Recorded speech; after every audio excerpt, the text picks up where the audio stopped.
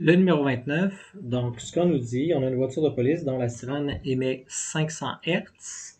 On vous dit qu'elle s'approche d'un mur à 30 km/h, c'est-à-dire 8,3 périodiques mètres par seconde. L'observateur peut être placé dans le fond sur la ligne, là, sur le même axe.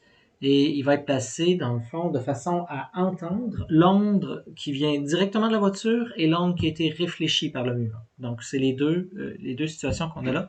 Donc, on se demande, il y a deux réponses possibles qui est écrit comme indice. Donc, quelles sont les deux réponses possibles? Je vais commencer avec le numéro 2.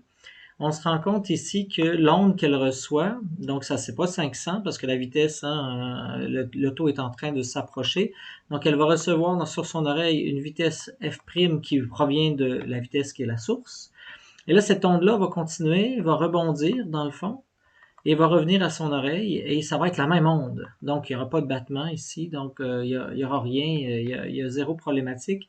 Donc, ici, ça va donner 0, donc 0 Hz. Pour ce qui est de l'autre côté, ce que la voiture, ce que la personne va recevoir, on va recevoir en fin de compte lorsque la voiture est en train de s'éloigner, donc f' éloigne, dans le fond, on va dire ça de même. Mais elle va recevoir aussi le f', vous voyez, ça c'est quand ça s'approche, ça va aller sur le mur, ça va revenir. Et elle va recevoir aussi le f', mais quand ça s'approche. Donc, ce qu'on veut, c'est la différence de ces deux fréquences-là qui va nous donner le battement éventuellement. Donc, on va calculer ces deux f' là.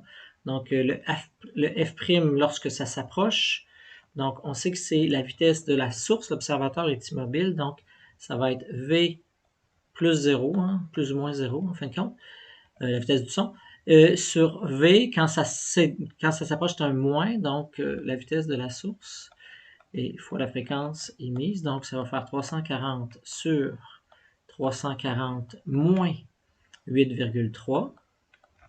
Et ça va être multiplié par, c'est quoi donc, 500 Hz. Et après, on va voir l'autre, qui en fin de compte, ça va être 340 sur 340 plus 8,3 fois 500 Hz. Donc, calculons le tout.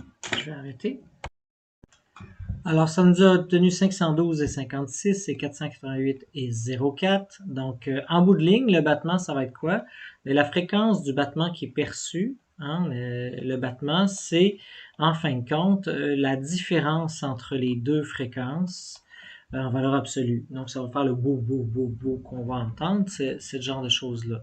Donc, vous regarderez la théorie, oui, bon, c'est les deux fréquences divisées par 2 en moyenne, mais le battement, c'est vraiment ce qu'on entend là. Fait que si on veut cette fréquence-là, on fait juste la soustraction des deux fréquences. Fait que ça va faire 512,56 moins 488,04, ce qui va nous donner 24,52 Hz. Donc, on a un battement de 24,52 Hz lorsqu'on est, d'une certaine façon, à cette position-là, c'est-à-dire en arrière de la voiture, où est-ce qu'on reçoit l'onde qui vient de la voiture en train de s'éloigner, plus le rebond qui s'approche de moi.